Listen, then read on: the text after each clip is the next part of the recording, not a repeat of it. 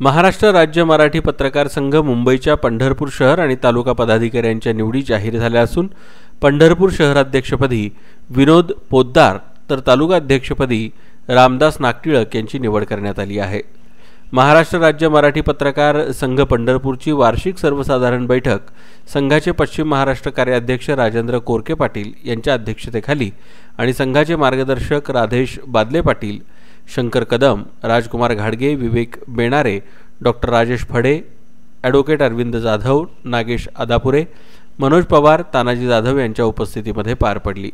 यावेळी मागील वर्षाचे अहवाल वाचन करण्यात आले तसेच संघाच्या उपक्रमाची माहिती देण्यात आली।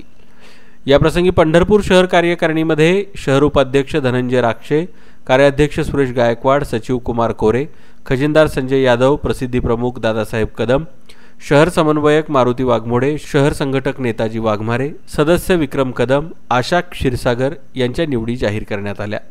तर तालुका कार्यकारिणीमध्ये उपाध्यक्ष विजय नलवडे, कार्याध्यक्ष संतोष मोरे, सचिव संजय ननवरे, खजिनदार संजय रणदिवे, तालुका संघटक रवी कोळी, तालुका समन्वयक रोहन नरसाळे, सदस्यपदी लक्ष्मण शिंदे, नितीन खाडे, ऋषिकेश वाघमारे, सुनील कोरके, राजेंद्र करपे, अभंगराव यांच्या निवडी जाहीर करण्यात आल्या आहेत।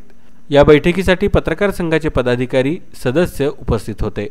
यावेळी नूतन आणि मावळत्या पदाधिकाऱ्यांचा सत्कार करून सन्मान करण्यात आला।